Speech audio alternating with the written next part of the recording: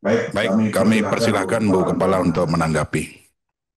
Baik, terima kasih Bapak Pimpinan dan juga seluruh anggota Komisi 10 DPR RI atas kembali lagi terima kasih atas apresiasinya Ibu kepada BPS dan juga tadi Bu Esti menyampaikan data BPS menjadi rujukan penting.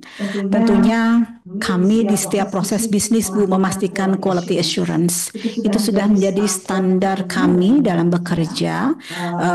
Dan tentunya kami dalam bekerja menghasilkan ratusan dan mungkin kalau dihitung bisa ribuan statistik Bu yang semua memiliki standar kualitas kerja yang bisa kami pertanggungjawabkan.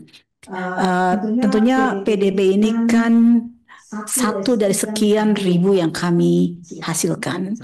Dan kalau tadi ada pertanyaan mengenai berapa banyak survei yang dilakukan oleh BPS dalam 1 tahun, ini kira-kira ada ratusan kegiatan statistik yang dilaksanakan BPS setiap tahunnya. Dan ini tentunya ada bidang survei yang mendukung bidang sosial, produksi, dan juga ekonomi.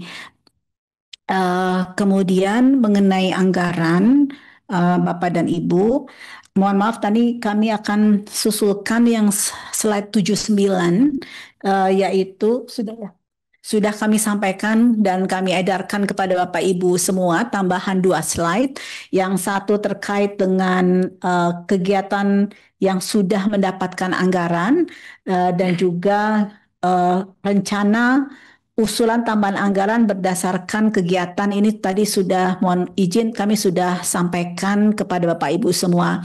Adapun tadi untuk 53 kegiatan survei lainnya Ibu mohon izin nanti kami akan sampaikan menyusul. Kami akan siap untuk menyampaikan detail dari anggaran yang sudah dialokasikan untuk berbagai survei yang sudah ada, yang tadi termasuk yang 53 survei, sub yang ini, halaman 79. Halaman 79. Nanti akan kami sampaikan detail dari masing-masing kegiatan survei yang 3,13 bukan yang tadi yang ada rencana kegiatan BPS untuk mendukung tema besar pembangunan. Ini yang 3,13 dan kemudian detail dari yang angkat maaf. Ya, yang sensus ekonomi 2,13. Yang ada betul, betul. Ya ini Bu. Ini Bu. Iya.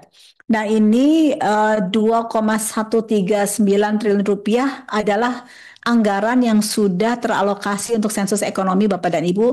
Nanti Bu Esti mohon izin kami juga akan menyampaikan 53 kegiatan lainnya secara detail yang sudah teranggarkan. Dari total kebutuhan sensus ekonomi 2026 saat ini baru teranggarkan 2,139 triliun rupiah sehingga kebutuhan tambahan anggaran hanya untuk sensus ekonomi itu 1,168 triliun rupiah. Tolong ditayangkan slide kebutuhan anggarannya ini Bapak dan Ibu. Jadi anggaran tambahan untuk program PPIS saja kami membutuhkan anggaran 1,349 triliun rupiah. Sementara untuk sensus ekonominya sendiri ada 1,168 triliun rupiah. Ini 10 kegiatan prioritas nanti mungkin secara detail apabila dibutuhkan akan kami sampaikan berikutnya. Kemudian Bapak dan Ibu kami siap Bu jika nanti akan dilakukan forum pendalaman khusus untuk menjelaskan bagaimana proses bisnis kami dalam menghasilkan data, terutama yang menjadi pertanyaan baru-baru ini. Dan kemudian yang kedua tentang kemiskinan, juga nanti bisa kami sekalian jelaskan kepada pakar-pakar yang nanti akan diundang melalui forum khusus. Nanti kalau memang berkenan, kita bisa lakukan bersama forum ini, Bapak Ibu, untuk kita bisa sama-sama nanti memberikan penjelasan kepada para pakar. Kemudian PNBP, Bapak dan Ibu, tentunya PNBP ini adalah satu kegiatan yang memang ada beberapa pendidikan dan pelatihan yang memang kami mendapatkan anggaran dari peserta diklat. Kemudian yang kedua juga ada kegiatan statistik yang memang OJK meminta untuk BPS melakukan survei inklusi keuangan. Nah, ini setiap tahun kami memperoleh anggaran dari OJK dan BPS yang melakukan surveinya, Bapak Ibu, kemudian kita rilis bersama. Nah, ini masuknya anggarannya adalah ke PNBP. Terakhir, misalnya kami juga diminta oleh Otorita Ibu Kota Nusantara untuk melakukan sensus penduduk, Bu, di khusus wilayah delineasi Ibu Kota Nusantara. Karena memang di bulan Juli kemarin, kami melakukan survei penduduk antar sensus. Itu survei sebenarnya untuk mengupdate sensus penduduk 2020. Namun, karena memang Ibu Kota Nusantara ini adalah wilayah baru, kami tidak bisa melakukan survei kalau tidak ada basis datanya. Sehingga bahkan Otorita Ibu Kota Nusantara menyampaikan ini perlu dilakukan sensus khusus untuk sensus penduduk di wilayah Ibu Kota Nusantara, Bu, dan anggarannya disediakan oleh Otorita Ibu Kota Nusantara. Ini masuk kepada PNBP kami, Bu, kami yang melakukan. Nah, ini dengan demikian nanti Ibu Kota Nusantara punya data penduduk di delineasi atau di wilayah Ibu Kota Nusantara yang baru. Ini sesuatu pertama kali kita melakukan sensus penduduk untuk wilayah Ibu Kota Nusantara. Karena apa, Bu? Karena ternyata Ibu Kota Nusantara itu terdiri dari 3 kabupaten kota. Dan 3 kabupaten kota ini tidak seutuhnya masuk ke Ibu Kota Nusantara, kan hanya sebagian, sepotong saja. Ini nggak bisa kita pecah penduduk berdasarkan luasan wilayah sehingga betul-betul harus disensus khusus. Itu kemarin-kemarin kami lakukan, itu masuk PNBP. Kira-kira begitu yang untuk PNBP. Dan untuk beberapa hal lainnya, Bapak dan Ibu, kami mohon arahan Pak Pimpinan untuk menjawab mengenai substansi tadi, mengenai pertumbuhan ekonomi dan data-data yang lainnya tadi yang ditanyakan oleh Bapak Ibu. Apakah boleh kami langsung masuk ke bagian 2 dan 3 atau kami serahkan dulu kepada Bapak Pimpinan, setelah itu masuk ke bagian 2 dan 3. Mohon arahan Bapak. Baik, sebelumnya saya perpanjang dulu karena kita sepakat tadi sampai dengan pukul 20.00. Kita perpanjang sampai dengan pukul 20.45. Setuju Bapak Ibu? 20.45 Pak. Oke, sudah ngantuk Pak ya? Nah, coba siapkan kopi buat Pak Juliat Mono dulu. Kami persilakan Bu Kepala ke teknis tadi ya. Disingkat aja, poin-poin aja Bu.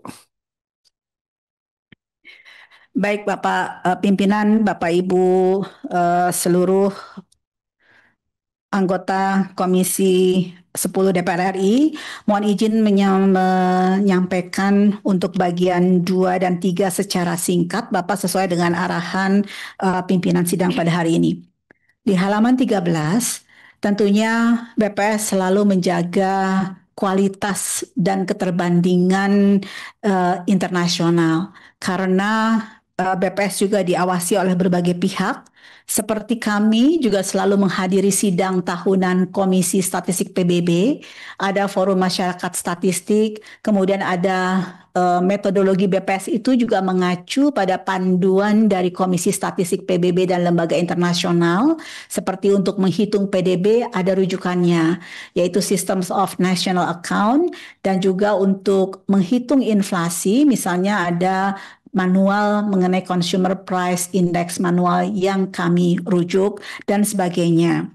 Kemudian tadi secara singkat, Bapak dan Ibu, BPS juga anggota komunitas Kantor Statistik Dunia. Slide 15.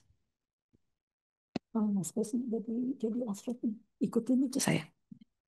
Nah, di slide 15, BPS adalah anggota komunitas Kantor Statistik Sedunia dan kami tidak hanya di UN menghadiri pertemuan Kepala National Statistics Office UN, tapi kami juga menjadi bagian dari Committee on Statistics and Statistical Policy OECD, dan bahkan PBB dan komunitas NSO dunia memberikan kepercayaan kepada BPS sebagai UN Regional Hub on Big Data and Data Science for Asia and Pacific.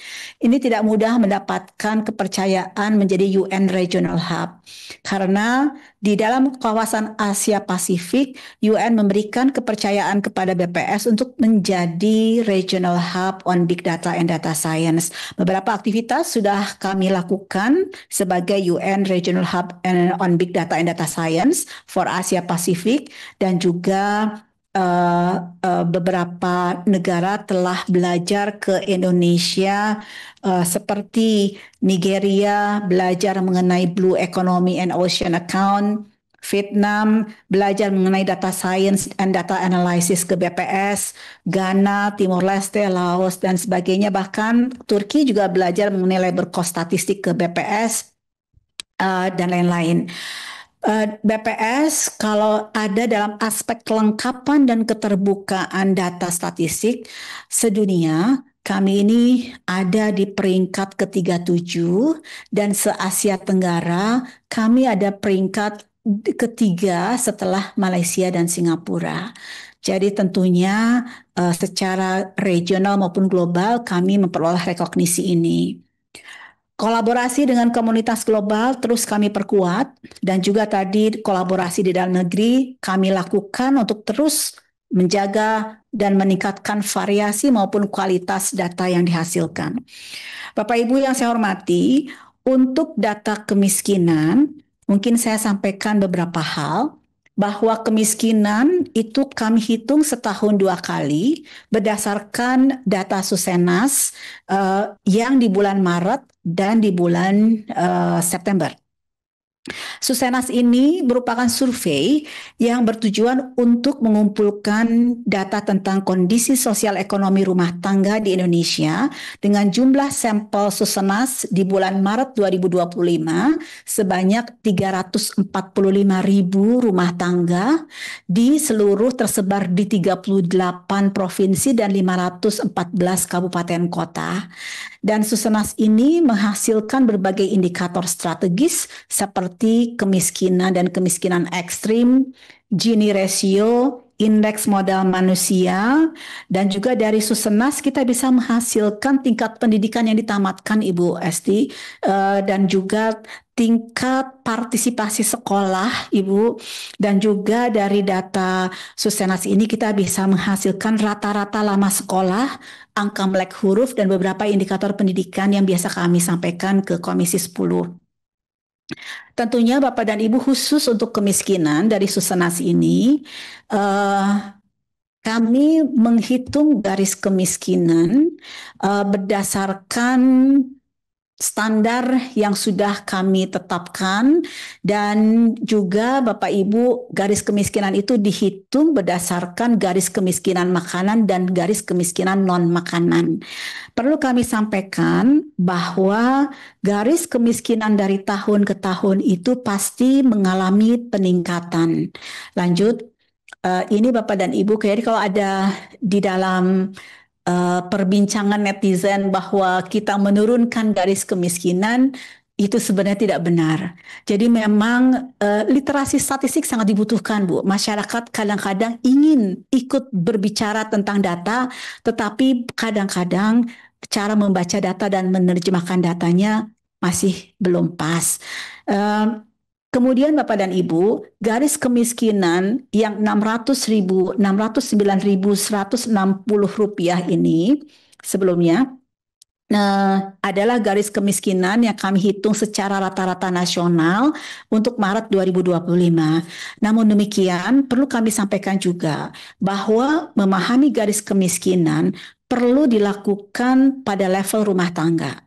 Karena yang namanya tingkat kemiskinan itu kan Bapak Ibu, kalau ada bayi yang bayi namanya Hasan misalnya, dia hidup di rumah tangga orang miskin, maka dia akan masuk kategori miskin. Tetapi begitu bayi tersebut tinggal atau diadopsi di rumah tangga orang kaya, maka status dari bayi itu, bayi yang sama akan juga ikut masuk status tidak miskin.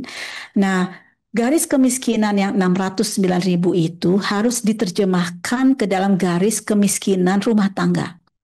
Karena pendapatan dan pengeluaran rumah tangga itulah yang menentukan tingkat kesejahteraan dari rumah tangga itu.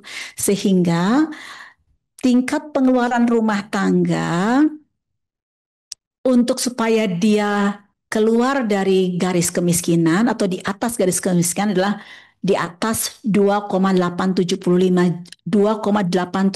juta per rumah tangga per bulan. Jadi membaca garis kemiskinan itu yang tepat adalah per rumah tangga. Jadi kalau, dan juga perlu menjadi catatan bahwa kalau dia itu di atas 2,875 juta per rumah tangga per bulan, misalnya 3 juta, tidak berarti tidak miskin itu langsung masuk menjadi golongan kaya. Karena di atas, sedikit di atas garis kemiskinan, itu pasti masuk dalam rentan miskin. Di atas rentan miskin itu ada kemudian yang menuju kelas menengah. Di atas menuju kelas menengah masih ada kelas menengah. Di atas kelas menengah masih ada itu yang keluarga yang sejahtera.